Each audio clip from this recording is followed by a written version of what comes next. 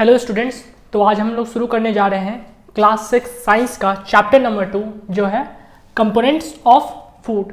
Chapter 1 में हमने food के बारे में पढ़ा और उसके सोर्स के बारे में पढ़ा। ओके, तो आज कंपोनेंट्स ऑफ फूड के बारे में पढ़ेंगे। तो पहले आपको बता दें कि फूड के 7 कंपोनेंट्स होते हैं। ओके, चलिए तो सातों का नाम बताते हैं आपको। 7 कंपोनेंट्स ऑफ फूड लिखिए।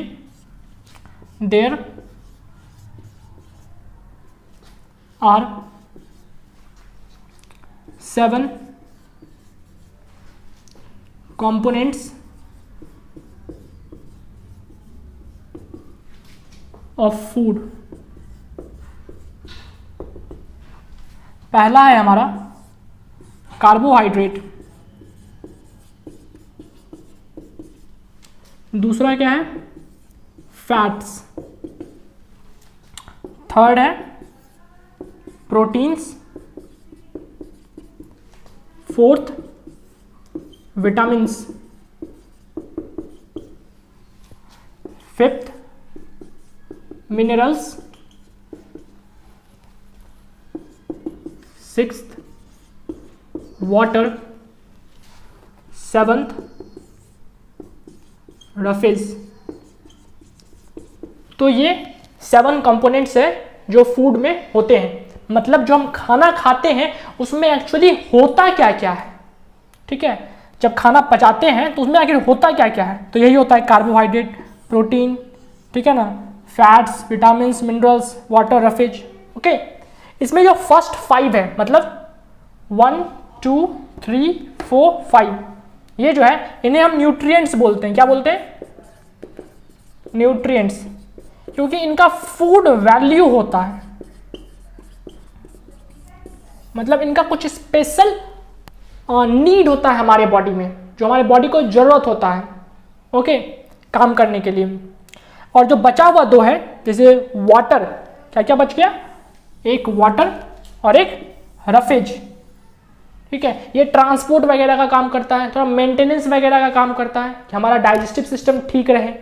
ओके, इन सब तरह में काम करता है और इनको हम खाते हैं इसलिए फूड बोलते हैं। ओके, कोई आपसे पूछे कितने कंपोनेंट्स हैं फूड के? 7। न्यूट्रिएंट्स कितने हैं? न्यूट्रिएंट्स तो 5 ही है, 5 न्यूट्रिएंट्स 5। कौन कौन?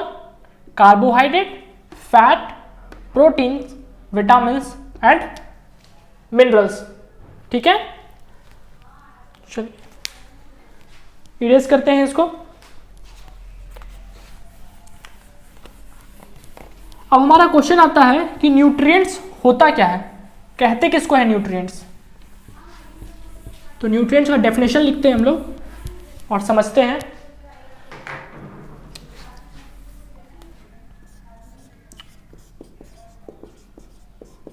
न्यूट्रिएंट्स ये कंपोनेंट ऑफ फूड ही है।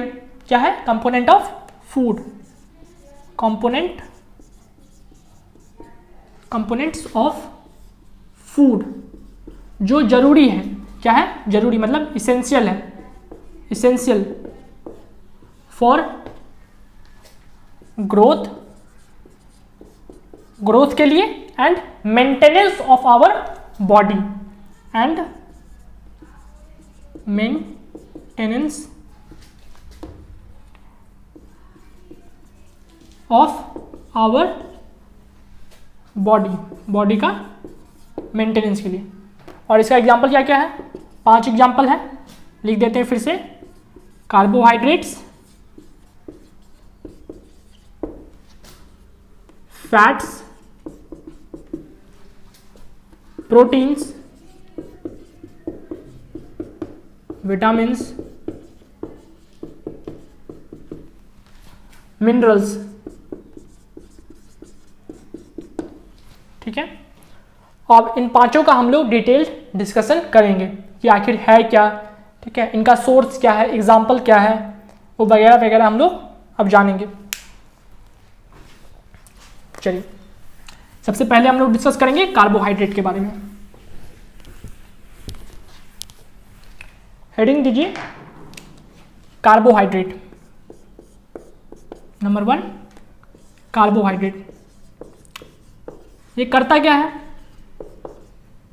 ये प्रोवाइड करता है एनर्जी, प्रोवाइड्स एनर्जी, लिखिए provides energy to our body. हमारे बॉडी को ये एनर्जी देता है। कार्बोहाइड्रेट खाइएगा तो क्या मिलेगा? एनर्जी।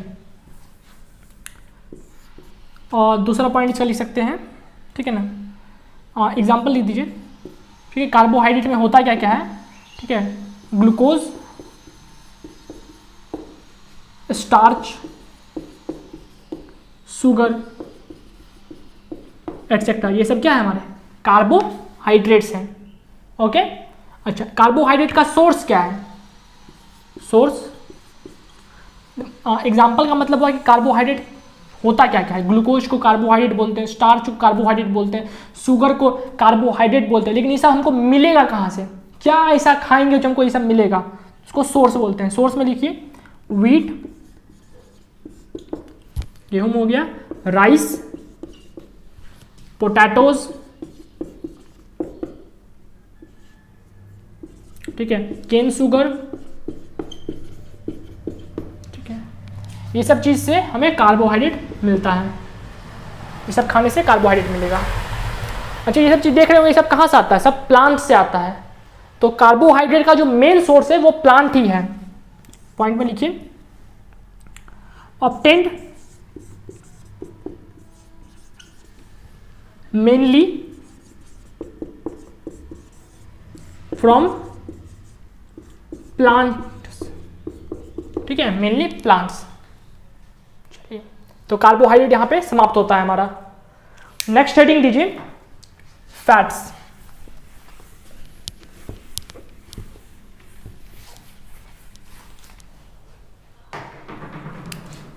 Number 2 fats. ये क्या करता है? ये भी कार्बोहाइड्रेट की तरह ही एनर्जी प्रोवाइड करता है। Provides energy to our body. Okay, और इसमें जो खास बात है, जैसे कार्बोहाइड्रेट भी एनर्जी दे रहा था, फैट भी क्या दे रहा है? एनर्जी दे रहा है। लेकिन खास बात, ये 2 गुना एनर्जी देता है। ठीक है, लिखिए provides twice the energy in comparison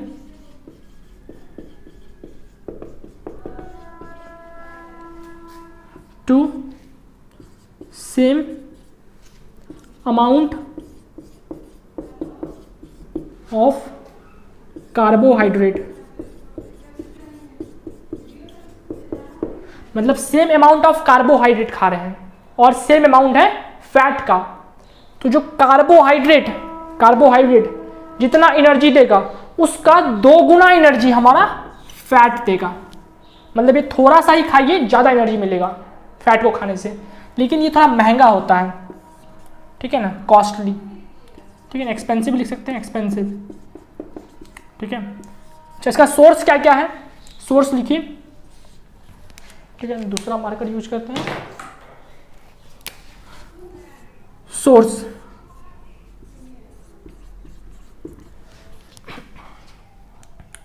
अच्छा, पहले इसमें एक पॉइंट और नोट करिए, ठीक है, यहाँ पे obtained from both plants and animals. ठीक है, ये प्लांट से भी मिलता है और एनिमल से भी मिलता है। अब सोर्स लिखते हैं, तो प्लांट का क्या क्या सोर्स होगा? प्लांट वाला सोर्स, ठीक है, प्लांट वाला क्या मतलब? जैसे ग्राउंडनट ऑयल,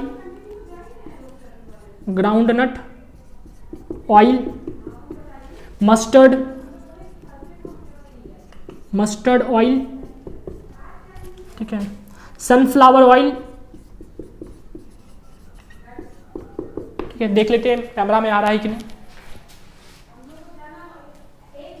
हाँ, चलिए, आ रहा है। सनफ्लावर ऑयल, कोकोनट ऑयल, ठीक है, तो ये सब प्लांट का सोर्स हो गया। अच्छा, एनिमल वाला यहां लिख देते हैं ऊपर में, ठीक है, एनिमल वाला मिल्क, घी, बटर, ओके, मीट, चीज, इस सब में क्या होता है, फैट होता है, एटसेट्रा। ओके, चलिए इसको नोट कर लीजिए।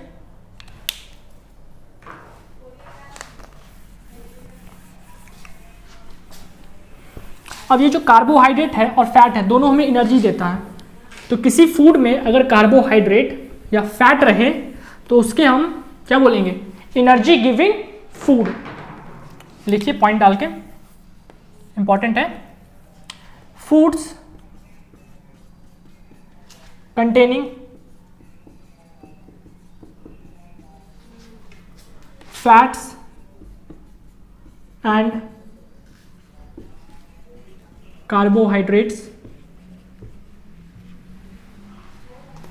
are known as energy giving foods। Okay, क्या कहते हैं, एनर्जी गिविंग फूड्स कहते हैं। चलिए अब थर्ड हेडिंग डालिए हमारा प्रोटीन का।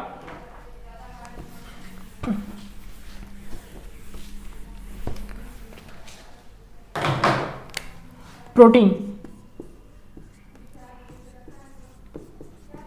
प्रोटीन क्या करता है, ये हमारे बॉडी को ग्रो करता है, ठीक है। दूध पीते हैं ना, उसमें क्या होता है, प्रोटीन होता है, तभी तो दूध पीने से हमारा क्या होता है, हाइट बढ़ता है। दूध पीजिए, कॉम्प्लान पीजिए, हॉर्लिक्स मिला के पीते तो क्या मिलता है, प्रोटीन मिलता है। ओके, इसेंशियल, जरूरत है इसका, essential for growth of our body, हमारे बॉडी का ग्रोथ के लिए, and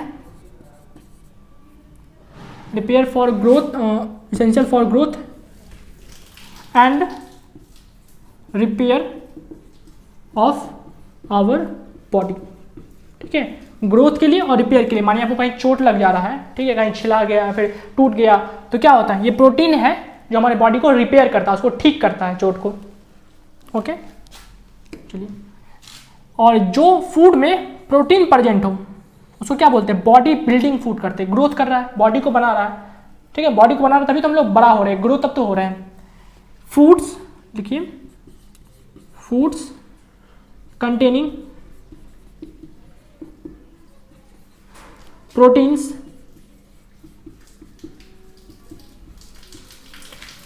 are known as body building foods, body building foods। Okay, इसका एग्जांपल लिखते हैं। अच्छा, पहले लिख देते हैं, obtained from both plants and animals, plant से भी मिलता है और एनिमल से भी मिलता है। ओके, इसका सोर्स लिखते हैं।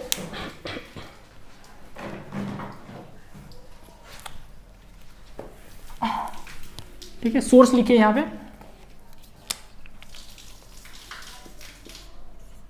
देखिए प्लांट से कहां से मिलता है, पल्सेस से, बीन्स, सोयाबीन्स, ठीक है ना, यहां से प्रोटीन मिलता है। और कहां से प्रोटीन मिलेगा, फिश, ठीक है, मीट, मिल्क, एग, चीज, ये सब जगह से क्या मिलता है, एटसेट्रा, यहां से हमें प्रोटीन मिलता है। चलिए, थर्ड भी हमारा खत्म हो गया, प्रोटीन। अब नेक्स्ट है विटामिन्स के बारे में, चौथा नंबर पे विटामिन्स।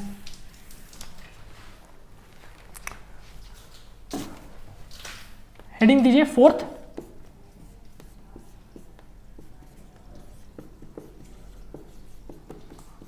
विटामिन्स, विटामिन्स जो होता है वो हम कहाँ से मिलता है? फल वगैरह से, ठीक है ना, फल खाते हैं, सब्जी खाते हैं, ग्रीन वेजिटेबल्स, वहाँ से विटामिन्स मिलता है। विटामिन जो हमें ना डिजीज से लड़ने में मदद करता है। अगर आप बीमार हो जाते हैं तो विटामिन सी है जो आपको ठीक करता है, स्वस्थ करता है, ठीक है, अभी बीमार होने से बचाता है। लेकिन जो विटामिन है हमको ज़्यादा नहीं खाना पड़ता है, थोड़ा अमाउंट में काफ़ी है।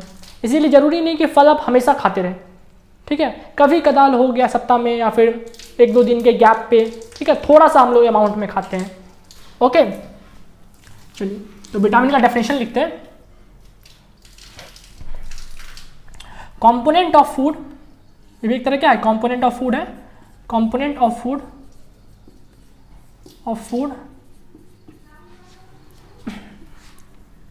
नीडेड इन स्मॉल क्वांटिटी, मतलब थोड़े मात्रा में इसको चाहिए, ज़्यादा नहीं चाहिए। Needed in small quantity and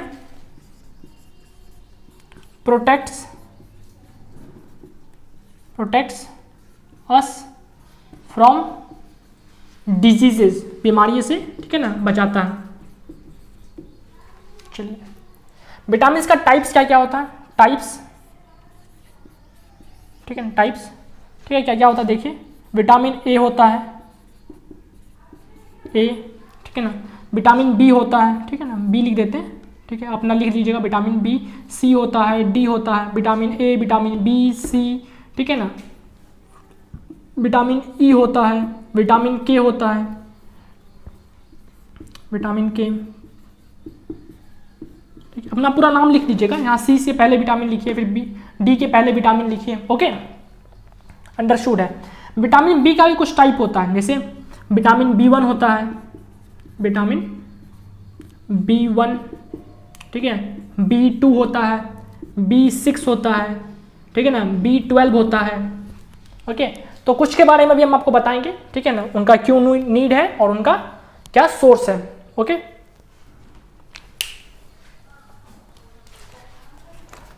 चलिए पॉइंट इसमें 1 दीजिए, विटामिन वाले में ही।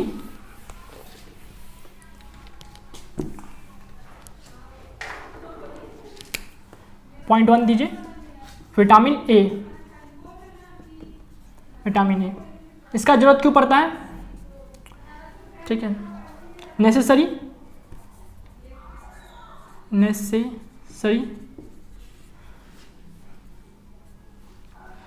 फॉर गुड आई साइट, ठीक है ना, आंख का अच्छा रोशनी हो, इसके लिए विटामिन ए की जरूरत है, comma good for good eyesight and लिखिए, and healthy skin and hair, ठीक है। चलिए, तो विटामिन ए किस लिए जरूरी है? गुड आई साइट, ठीक है ना, आंखों का अच्छा रोशनी हो, इसके लिए विटामिन ए चाहिए। हमारा जो स्किन है वो हेल्दी रहे, हेयर जो हमारा बाल है सिल्की सॉफ्ट, ठीक है, अच्छा रहे, बाल झरे नहीं, तो इसके लिए विटामिन ए का जरूरत पड़ता है। इनका सोर्स क्या क्या है देखिए, तो सोर्स कैरोट है, गाजर खाइए, फिश लीवर ऑयल, और क्या होगा, लीफी वेजिटेबल्स, ठीक है, वेजिटेबल्स वगैरह खाइए, पपाया हो गया, अच्छा सोर्स है, मिल्क, ठीक है ना, मिल्क में होता है, देखिए ना क्लिनिक प्लस सैंपल में, ठीक है, दूध होता है, मिल्क, एग एटसेट्रा, ये सब क्या है? विटामिन ए का सोर्स है। और जरूरत के लिए पता चल ही गया। चलिए इसे पॉइंट 2 डालिए, ठीक है, विटामिन B1, विटामिन बी में भी बहुत सारा था, तो हम B1 का डिस्कस करेंगे। चलिए, इसका जरूरत पड़ता है necessary for growth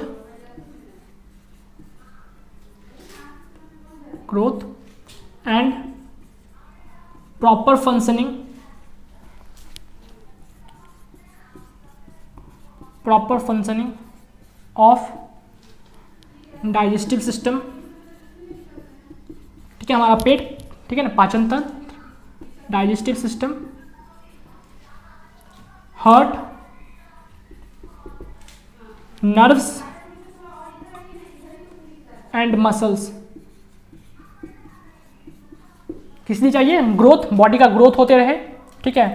digestive system हमारा हार्ट, दिल, नर्व्स, मसल्स, ये सब अच्छे से काम करते रहे, इसके लिए भी विटामिन B1 हमको चाहिए। एग्जाम्पल क्या क्या है? एग्जाम्पल है बटर, ठीक है, मतलब सोर्स लिखिए, एग्जाम्पल नहीं, सोर्स लिखिए, वर्ड सोर्स, ठीक है ना। मिल्क डालिए, मिल्क, एग, ठीक है, और क्या, vegetables,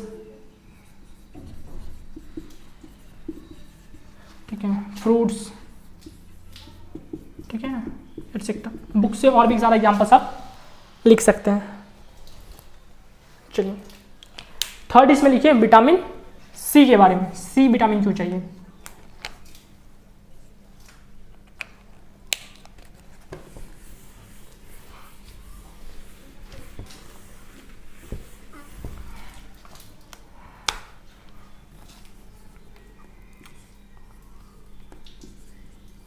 essential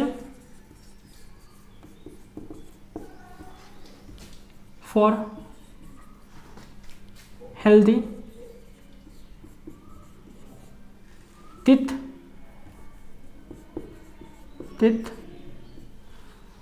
gums and joints, ठीक है। विटामिन सी से क्या होता है, हमारा जो दांत है और जो गम ऊपर जो होता है मसूरा, वो, और जॉइंट्स, मतलब जो भी जॉइंट्स, मतलब यहाँ पे देखिए जॉइंट्स है, उंगली में जॉइंट्स होता है, यहाँ पे जॉइंट्स होता है, ठीक है। तो इस जॉइंट्स को हेल्दी रखने के लिए विटामिन सी चाहिए। विटामिन सी और क्या करता है? इंक्रीजेज रेजिस्टेंस, मतलब ये हमें बीमारी होने से बचाता है। जैसे अभी कोरोना का टाइम ही चल रहा है, तो क्या होता है, हम लोग कहा जाता है कि विटामिन सी लीजिए, इससे आपको कोरोना नहीं होगा। जैसे नारंगी हुआ, ठीक है, ऐसे लेमन हो गया, ठीक है, इस समय क्या होता है, विटामिन सी, इसको लीजिएगा तो बीमार पड़ने से आप बच सकते हैं। Increases resistance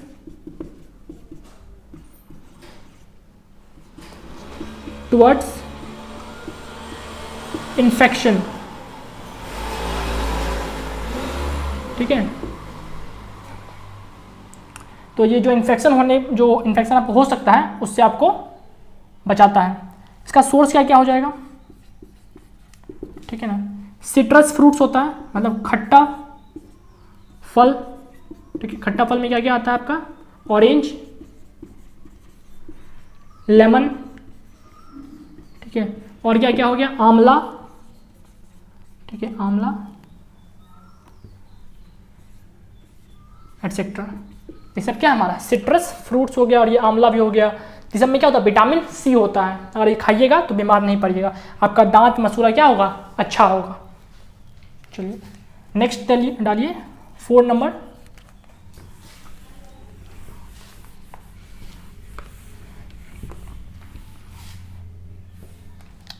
vitamin D,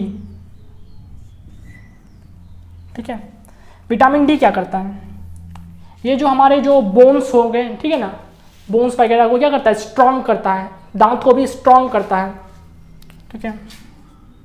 essential necessary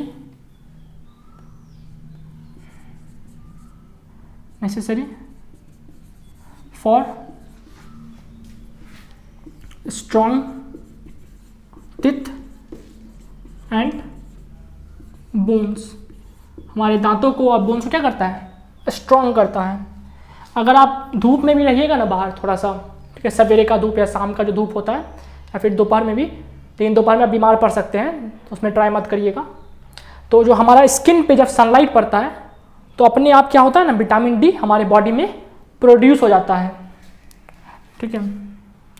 on exposure of skin to sunlight, body produces produces vitamin D. ठीक है, हमारा अगर स्किन पे धूप लगेगा तो विटामिन डी प्रोड्यूस होगा। विटामिन डी करता क्या है? ठीक है, मतलब ये तो स्ट्रॉन्ग करता है, लेकिन कैसे करता है? ये हेल्प करता है हमारे बॉडी को टू एब्जॉर्ब कैल्शियम। हमारा बोन क्या चीज़ से बनता है? कैल्शियम से। ठीक है, तो ये क्या करता है ना, मदद करता है खाना में से कैल्शियम को निकालने का। ठीक है, कैल्शियम निकाल लेंगे तो क्या होगा, हमारा बोन वगैरह स्ट्रॉन्ग बनेगा।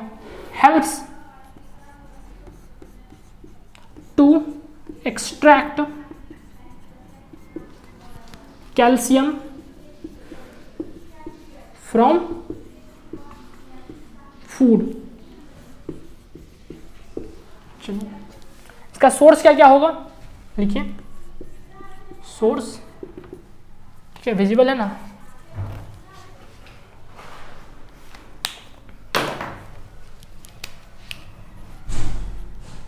सोर्स क्या क्या होगा? मिल्क हो गया, एग हो गया, ठीक है, मीट हो गया, एटसेट्रा। ठीक है, फ्रूट्स वेजिटेबल्स वगैरह भी डाल सकते हैं। ये सबसे कहाँ मिलता है हमको? विटामिन डी मिलता है। चलिए, विटामिन खत्म हो गया हमारा। अब इसके बाद हमको पढ़ना है मिनरल्स के बारे में।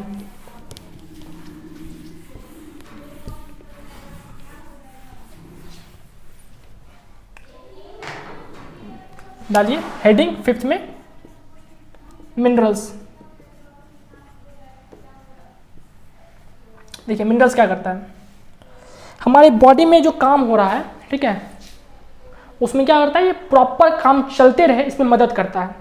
ठीक है, essential for proper growth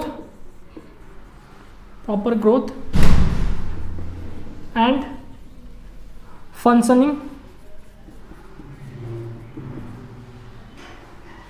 of different body parts. Okay, हमारा जो ग्रोथ सही तरह से होते रहे, ठीक है ना, हमारा सारा बॉडी पार्ट सही तरह से काम करते रहे, इसके लिए क्या चाहिए हमको? मिनरल्स चाहिए। एग्जाम्पल क्या क्या है? एग्जाम्पल हो गया आपका calcium, phosphorus, iodine, iron, sodium etcetera. चलिए, तो ये जो मिनरल्स है हमारा, इसको हम लोग ऐसे मतलब एलिमेंट की तरह नहीं खाते हैं। मतलब मिनरल के खाने का मतलब मिनरल सॉल्ट, ये नमक की तरह हम लोग लेते हैं। मिनरल सॉल्ट की तरह इसको खाते हैं।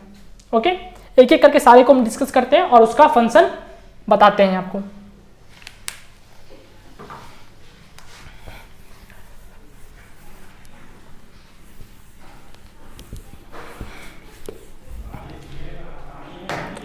पॉइंट 1 इसमें डाल दीजिए।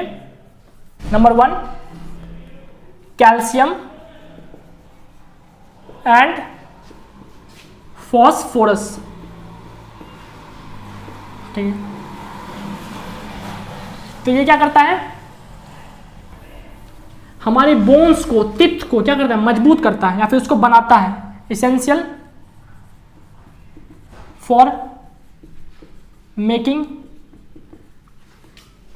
Teeth and bones. दांत को और तित को बनाने में कैल्शियम और फास्फोरस का जरूरत पड़ता है। और क्या चीज में काम करता है? क्लॉटिंग ऑफ ब्लड में, ठीक है ना, मतलब खून के जमने में,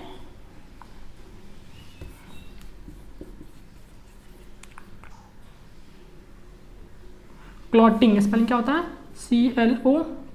CLOTTING, क्लॉटिंग ऑफ ब्लड। ठीक है, प्रॉपर फंक्शनिंग ऑफ हार्ट में,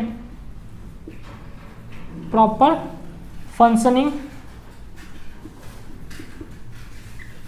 ऑफ हार्ट, इसमें भी ये हेल्पफुल है। क्या? Calcium and phosphorus. Clotting of blood का मतलब होता है कि जैसे माने भा कहीं कट गया हाथ में, ठीक है ना, या फिर पैर में कहीं कट गया, तो वहां से खून निकलते जाएगा, लेकिन एक समय बाद खून निकलना बंद हो जाता है। क्यों?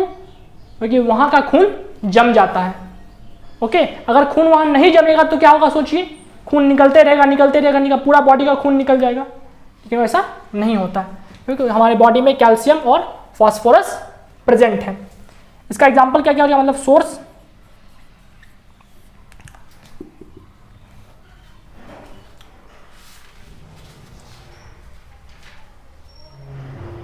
ठीक है, देखिए मिल्क हो गया, ठीक है, दूध में कैल्शियम होता है, दूध में, चीज, एग्स, ठीक है, ये सब आपका सोर्स हो गया। वेजिटेबल्स, ठीक है, लीफी वेजिटेबल्स होता है जो वो वाला, लीफी वेजिटेबल्स, फ्रूट्स, ठीक है, इन सब से आपको कैल्शियम एंड फॉस्फोरस प्राप्त हो जाएगा। नेक्स्ट देखते हैं हम लोग आयोडीन के बारे में। आयोडीन क्या करता है? नंबर 2, आयोडीन लिखिए इसके बारे में। ये जरूरत पड़ता है proper functioning of thyroid gland. यहाँ पे हमारा है ना गला में एक ग्लैंड होता है थायराइड ग्लैंड, ठीक है, उसके लिए अगर आयोडीन कम मात्रा में रहेगा तो यहाँ पे थायराइड ग्लैंड हमारे क्या बड़ा हो जाएगा, ठीक है। बहुत लोगों का गला देखे होंगे क्या होता है, बड़ा हो जाता है, फूल जाता है, बीमारी हो जाता है, ग्वाइटर उसको बोलते हैं, ठीक है। चलिए, इसेंशियल फॉर प्रॉपर फंक्शनिंग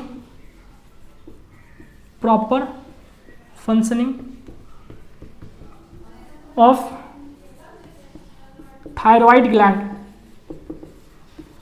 ठीक है, थायराइड ग्लैंड हमारा सही तरह से काम करते रहे, विच प्रोड्यूसेज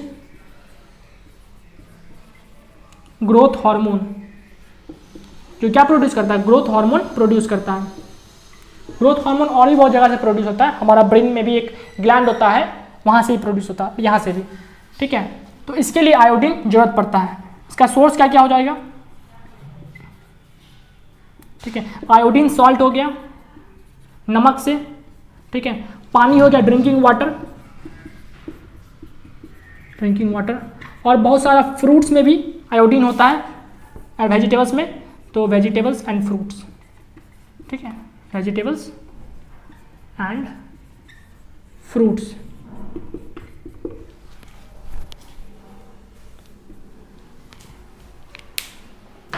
चलिए इसको इरेज करते हैं और नेक्स्ट जाते हैं हमारा जो है आयरन के बारे में, वो क्यों इंपॉर्टेंट है।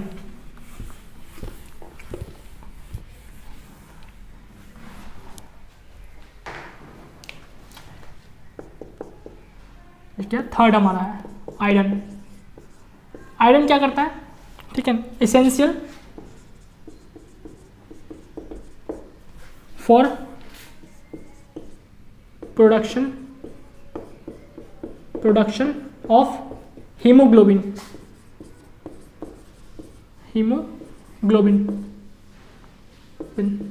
ठीक है। हेमोग्लोबिन कहाँ प्रेजेंट होता है, रेड ब्लड सेल्स में, तो हेमोग्लोबिन बनाने के लिए हमको आयरन का जरूरत पड़ता है। हमारा खून जो है, ब्लड, उसमें ये सेल प्रेजेंट होता है, क्या बोलते हैं, रेड ब्लड सेल।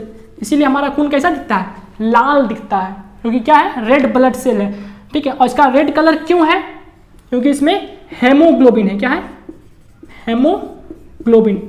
और हेमोग्लोबिन किसके मदद से बनता है, आयरन के मदद से, ठीक है। अच्छा, हेमोग्लोबिन करता क्या है, ये ट्रांसपोर्ट करता है, क्या चीज ट्रांसपोर्ट करता है, ऑक्सीजन को, ट्रांसपोर्ट्स ऑक्सीजन एन होगा EN from lungs to different cells of body, ठीक है, या फिर लिखिए डिफरेंट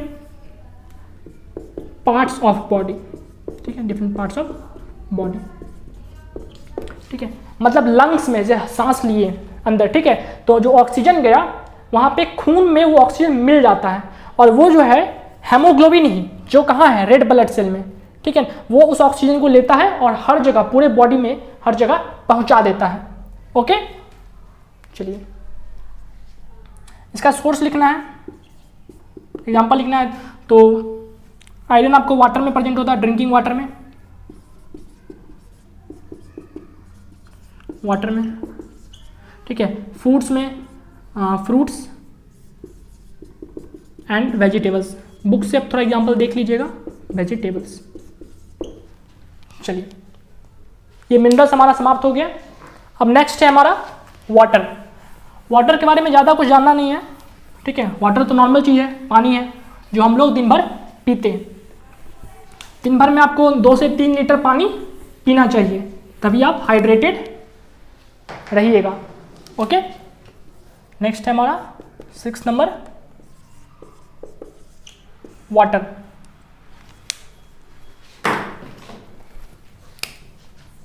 चलिए, कितना लीटर पानी पीना चाहिए? 2 से 3 लीटर पानी हमें पूरे दिन भर में पीना चाहिए।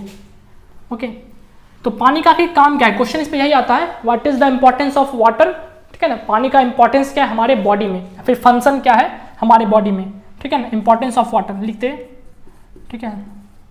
2-3 पॉइंट बताते हैं इस पे, importance of water in our body. देखिए, पहला, it transports digested food to different cells, ठीक है, ऑफ बॉडी भी लिख दीजिए, ऑफ बॉडी, ठीक है। हम जो खाना खाएं और जो खाना पेट में पच गया, उस खाना को, ठीक है, डिफरेंट बॉडी सेल्स, मतलब हर एक सेल में, ठीक है ना, सबसे छोटा यूनिट क्या होता है हमारे बॉडी का, सेल होता है, वहां तक खाना को पहुंचाता है। कौन पहुंचाता है? पानी, ठीक है। खाना उसमें मिल जाएगा पानी में, और पानी कहाँ? पूरे बॉडी में फ्लो कर रहा है हमारा, ठीक है, तो वहां तक पहुंचा देगा। ओके, दूसरा पॉइंट लिखिए, it transports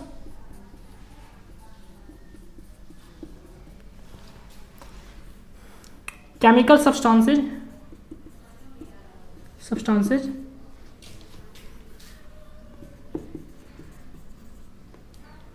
across all body parts। सारे बॉडी पार्ट्स में क्या पहुंचाता है? केमिकल सब्सटेंसेज, जो केमिकल्स हमारे बॉडी में प्रोड्यूस होता है। क्या प्रोड्यूस होता है हमारे बॉडी में? हॉर्मोन्स। हॉर्मोन्स, अगर कोई भी हॉर्मोन्स कहीं प्रोड्यूस हो रहा है हमारे बॉडी में, उसको हर जगह उसको ट्रांसपोर्ट करता है। कौन ट्रांसपोर्ट करता है? तो वाटर ही करता है। थर्ड लिखते हैं, ठीक है, it helps to get rid of waste materials,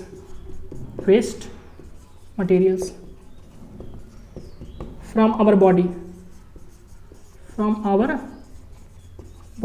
हमारे बॉडी से वेस्ट मटेरियल को भी कौन निकालता है? पानी निकालता है। पानी पीते हैं तभी तो यूरिन होता है, पेशाब, ठीक है। उसमें क्या होता है? पूरा बॉडी का गंदगी बाहर ही निकाल देता है।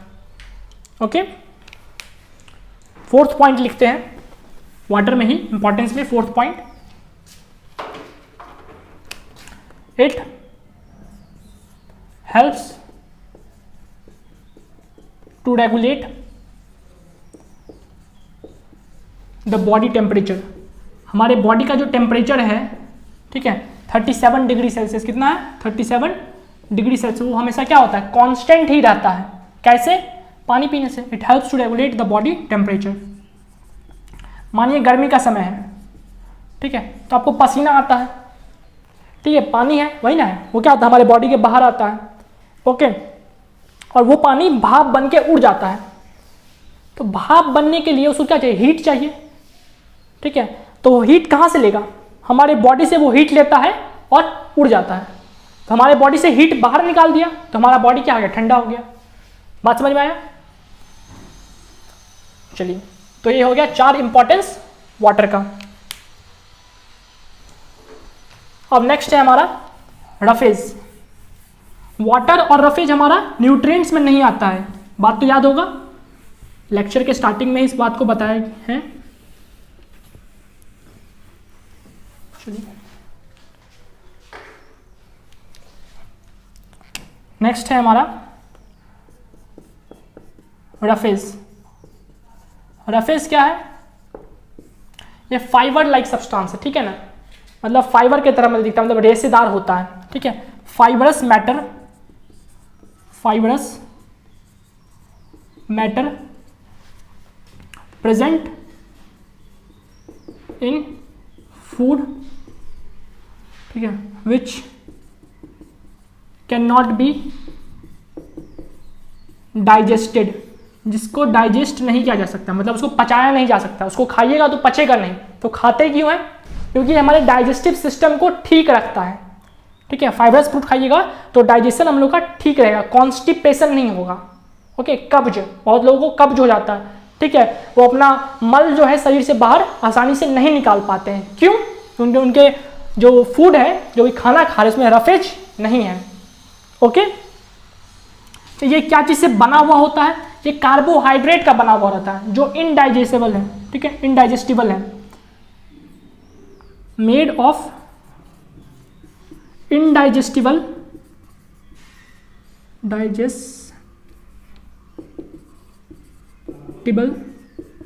कार्बोहाइड्रेट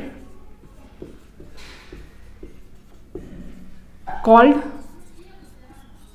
सेलुलोज, ठीक है। सेलुलोज का बना हुआ होता है, जो एक तरह का क्या है? कार्बोहाइड्रेट है, इसको हम पचा नहीं सकते हैं।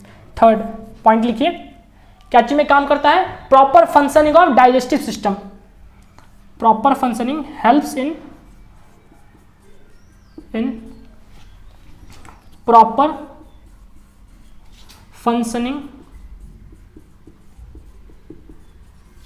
Of digestive system. Digestive system में प्रॉपरली फंक्शनिंग होते रहे, कॉन्स्टिपेशन ना हो, ठीक है ना, इसमें हेल्प करता है। एंड प्रिवेंट्स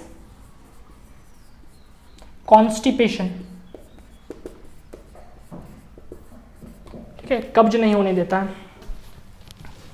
नोट करिए इस पॉइंट को। अच्छा, ये कैसे कब्ज नहीं होने देता है, बात को बताते हैं।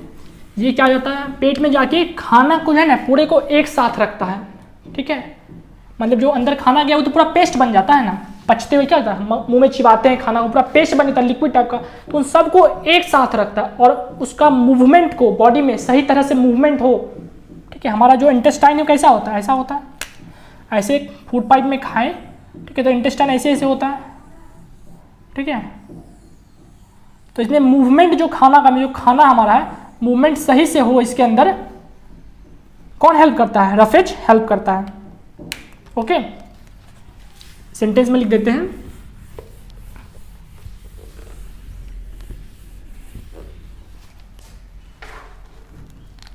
रफेज, लिखिए, रफेज हेल्प्स टू कीप, मदद करता है to keep food in bulk, food को बल्क में रहने में मदद करता है। बल्क मतलब एक साथ इकट्ठा, एंड इन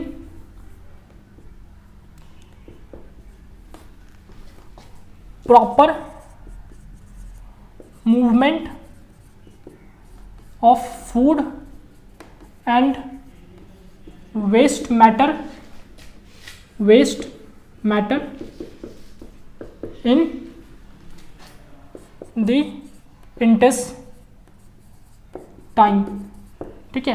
जो खाना हम खाएं उसको पहले बल्क में रखता है, और जो खाना है और जो वेस्ट मैटर है, ठीक है, उनको मतलब एक मूवमेंट, स्पेलिंग गलती लिख दी है, मूवमेंट सही तरह से मूव करे इंटेस्टाइन में, ठीक है, और हमारे पेट से सही तरह से वो गंदगी निकल जाए सवेरे सवेरे। तो इसमें रफेज हेल्प करता है। एग्जाम्पल क्या क्या इसका हो जाएगा, ठीक है। रफेज कहाँ कहाँ से मिलता है? चना खाइए, ग्राम, ठीक है। सैलड वगैरह में जो आपका होता है, सैलड सब में रफेज होता है, ठीक है। फ्रूट्स, वेजिटेबल्स, ठीक है, खाना जो खाते हैं, सब्जी खाते हैं, उसमें भी होता है फ्रूट्स एंड वेजिटेबल्स, तो इसमें सब रफेज होता है, ओके। तो इसको हम पचा नहीं सकते, लेकिन ये पूरा मतलब डाइजेस्टिव सिस्टम को सही रखता है, रफेज नहीं रहेगा तो खाना सही से पेट से निकलेगा नहीं पचने के बाद, ठीक है, खाना सड़ जाएगा तो बीमार पड़ जाइएगा। तो हम यहाँ पे सारे कंपोनेंट ऑफ फूड्स को डिटेल में डिस्कस कर चुके हैं और यहाँ पे सारे कंपोनेंट खत्म हो गया। अब कुछ टेस्ट बचा हुआ है, छोटा सा है 2 मिनट का, कुछ टेस्ट बचा हुआ है। मतलब हम कार्बोहाइड्रेट को कैसे टेस्ट करेंगे, प्रोटीन को कैसे टेस्ट करेंगे, विटामिन को कैसे टेस्ट करेंगे, ठीक है। तो यहाँ लिखते हैं टेस्ट, ठीक है, test for carbohydrate, for carbohydrate. मतलब किसी सब्जी में या फल में आपको पता चल गया कि कार्बोहाइड्रेट है, लेकिन आपको टेस्ट करना है, ठीक है, जानना है, प्रूफ देना है, तो क्या करेंगे, ठीक है ना। तो क्या करिए, उस पर आयोडीन का सॉल्यूशन डाल दीजिए, ठीक है। आयोडीन डालने पे उसका कलर क्या हो जाएगा, ब्लू ब्लैक हो जाएगा, ठीक है, ब्लू ब्लैक जैसा वो दिखेगा। तो पता चल जाएगा कि उसमें क्या है, कार्बोहाइड्रेट है। आयोडीन सॉल्यूशन, आयोडीन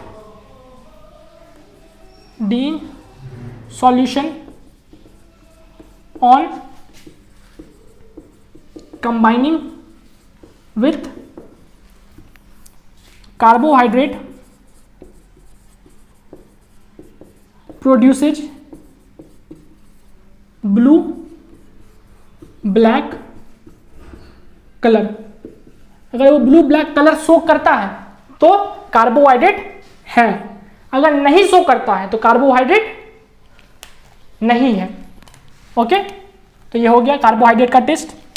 अगर आपको ये करना है तो आयोडीन सॉल्यूशन बनाइए और आपका क्या होता है, एग्जाम्पल है पोटैटो पे आयोडीन सॉल्यूशन को डालिए, देखिए वो क्या हो जाएगा, ब्लू ब्लैक कलर में बदल जाएगा। अगला है टेस्ट फॉर फैट्स। फैट को कैसे टेस्ट करेंगे, ठीक है। तो फैट को क्या करिए, किसी पेपर पे, कोई भी फल आपके पास सब्जी है, ठीक है, आपको लग रहा है उस पर क्या फैट होगा तो उसको रब कर दीजिए पेपर पे। अगर उसमें ग्रीसी पैच आ जाता है, ठीक है ना, on rubbing the food on a paper, ठीक है, पेपर पर रब करते हैं। If we get a greasy, ठीक है, अच्छे से लिख देते हैं, greasy patch, it confirms presence of fat. इसे क्या पता चल जाता है कि वहां पे फैट है।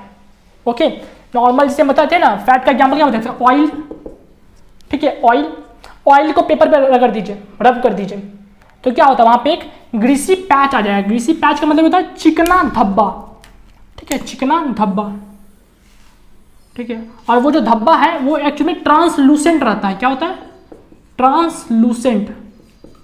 पता है ट्रांसलूसेंट क्या होता है, जिसमें से लाइट पार्शियली पास कर जाता है, लाइट पासेज पार्शियली। ओके, तो उसको बोलते हैं ग्रीसी पैच। करके देखिएगा, पेपर पे तेल लगा दीजिएगा, देखिएगा उसमें एक धब्बा आ जाएगा, उसमें टॉर्च बारिएगा तो पूरा लाइट पास नहीं होगा, थोड़ा सा पास होगा। पेपर से तो पास ही नहीं होगा लाइट, लेकिन तेल लगाने के बाद पास हो जाएगा। ओके, ये हो गया टेस्ट फॉर फैट। थर्ड है हमारा टेस्ट फॉर प्रोटीन, जो लास्ट है। चलिए, test for protein. It produces violet colour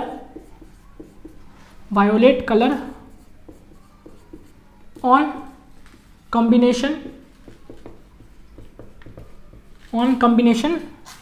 with an alkaline solution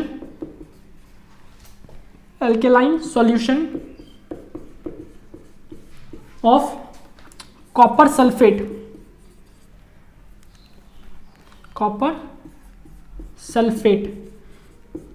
चलिए, अगर हमारे पास कॉपर सल्फेट है, उसका एल्कलाइन सॉल्यूशन बनाइए। अगर उसमें प्रोटीन डालिएगा, ठीक है, मानिए प्रोटीन किस में होता है, मिल्क में होता है, तो मिल्क में एल्कलाइन कॉपर सल्फेट डालिए तो क्या हो जाएगा, वायोलेट कलर का हो जाएगा। कौन सा कलर, वायोलेट कलर का, ठीक है, हल्का बैगनी टाइप का होता है, ठीक है, उस कलर का हो जाएगा। और इससे क्या पता चल जाएगा कि उसमें प्रोटीन है। ओके, अच्छा ये अल्कलाइन सॉल्यूशन होता क्या है, ठीक है, किसका अल्कलाइन सॉल्यूशन बना रहे हैं, कॉपर सल्फेट का। अगर आपको बनाना है तो क्या करिए, सोडियम हाइड्रोक्साइड, सोडियम हाइड्रोक्साइड, ठीक है, इसका फॉर्मूला होता है NaOH। ये एक तरह का क्या है, एल्कली है, ठीक है, एल्कलाइन क्या, एल्कली। इसमें ऐड कर दिए, किसको ऐड करना है, कॉपर सल्फेट, कॉपर सल्फेट। बस कुछ नहीं, 2 सॉल्यूशन है, डरना नहीं इस नाम से, ठीक है, आपके लिए नया होगा, ठीक है। कॉपर सल्फेट को इसमें मिला दीजिए, ठीक है, कॉपर सल्फेट का फॉर्मूला CuSO4, ठीक है, इन दोनों को मिला दीजिए, ठीक है, तो क्या बनेगा, alkaline solution of copper sulphate. ये क्या है, एक तरह का एल्कली है, यहीं से आया है एल्कलाइन टर्म, ठीक है, alkaline solution of copper sulphate. तो सारा टेस्ट हो गया, ठीक है, सारे कंपोनेंट्स के बारे में जान लिए, सबका सोर्स जान लिए, सबका फंक्शन जान लिए। तो पूरे डिटेल में चैप्टर को हम समाप्त करने पे आ रहे हैं, लेकिन कुछ अभी बचा हुआ जैसे बैलेंस डाइट, ओके, और डिजीज के बारे में, ठीक है, अगर कोई कंपोनेंट हमारे बॉडी में कम है, ठीक है, तो उससे एक डिजीज हो जाएगा, उसके बारे में हम ये सब बात के बारे में डिस्कस करेंगे नेक्स्ट वीडियो में। सारे बातों को नोट करिए, सही बातों को रिवाइज करिए और अच्छे से पढ़ाई करते रहिए। Okay, thank you.